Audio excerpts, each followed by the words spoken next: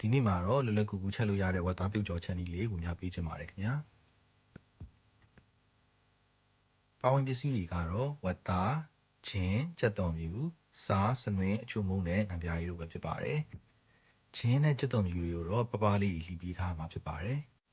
ဝက်သားတွေကိုအရသာနေဖို့အတွက်အနီတော်တုံးထားတဲ့ဝက်သားတွေကိုစားစနွင်းအချို့မုန်းနဲ့ငံပြားရည်တို့ထည့်နေပြီးတော့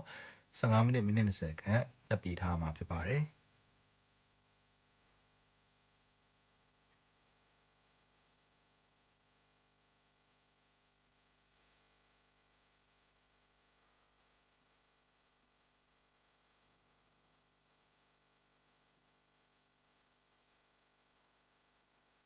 ဝက်သားတွေရတာနေထားတော့ကျွန်တော်ရဲ့ channel လေးကို subscribe လုပ်ပြီးထားဖို့လည်းမမေ့နဲ့နော်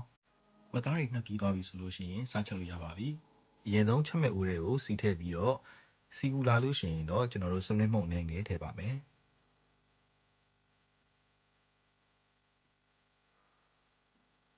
ပြီးရင်တော့ခဏကပပလှီးထားတဲ့ချင်းတွေကိုထည့်ပြီးတော့ကြော်ပါမယ်ပြီးတာနဲ့ကျွန်တော်တို့အရသာနှက်ထားတဲ့ဝက်သားတွေကိုထည့်လိုက်ပါမယ်ဝက်သားတွေကိုဟိုဘက်ဒီဘက်လေးလှန်ပေးပြီးတော့အပေါ်ရန်ကြောတင်းလာတဲ့အထိကြော်ပါမယ်ခင်ဗျာ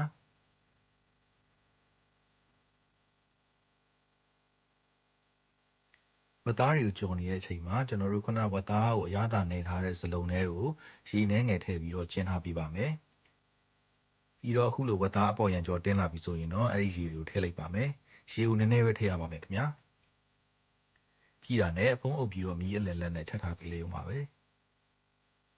ဝက်သားတွေကိုချက်တဲ့အခါမှာအတွင်းပိုင်းနေသေးချာချက်ဖို့အရေးကြီးပါတယ်အဲဒါကြောင့်မလို့ကျွန်တော်တို့ပထမတစ်ရေခမ်းသွားပြီဆိုလို့ရှိရင်နောက်ထပ်2ရေ3ရေလောက်ထပ်ဖြည့်ပြီးတော့ထပ်ချက်ပေးရပါမယ်ကျွန်တော်ရဲ့ဒီဗီဒီယိုမှာတော့ဗီဒီယိုအရန်ရှည်သွားမှာဆိုလို့ကျွန်တော်ရေထပ်ဖြည့်ရတဲ့ဟာတွေထည့်မရိုက်ထားတော့ပါဘူးခင်ဗျာ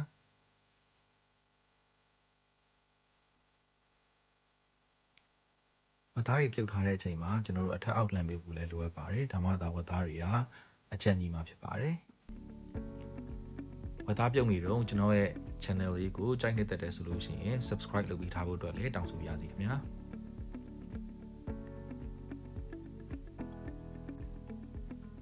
နောက်ဆုံးတရေခံပြီးတော့အခုလိုနေထားလေးရောက်လာပြီဆိုလို့ရှိရင်တော့ကျွန်တော်တို့ပပလှီးထားတဲ့ကြက်သွန်ဖြူတွေထည့်ပြီးကြော်ပေးရပါမယ်တကယ်လို့ကြက်သွန်ဖြူတွေကိုအစောကြီးတွေကထည့်ထားတယ်ဆိုလို့ရှိရင်ကြက်သွန်ဖြူတွေကတအားနှူးဤသွားပါတယ်ခင်ဗျာကျွန်တော်ကတော့ကြက်သွန်ဖြူအဖက်ကလေးတွေကိုလည်းစားကျင်တဲ့အတွက်ကြောင့်မလို့ကြက်သွန်ဖြူကိုနောက်ဆုံးကျမှထည့်ပါတယ်ခင်ဗျာ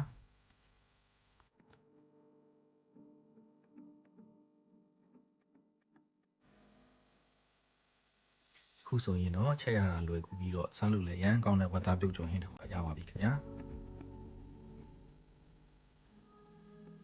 ကျွန်တော်ရဲ့ဗီဒီယိုကိုအဆုံးထိကြည့်ရှုပြီးလို့ကျေးဇူးတင်ပါတယ်ခင်ဗျာနောက်လာမယ့်ဗီဒီယိုတွေအတွက်လည်းကျွန်တော်ရဲ့ channel လေးကို subscribe လုပ်ပြီးထားဖို့အတွက်တောင်းဆိုပါရစေခင်ဗျာနောက်ထပ်ဗီဒီယိုတွေမှာပြန်တွေ့ပါမယ်ခင်ဗျာ bye bye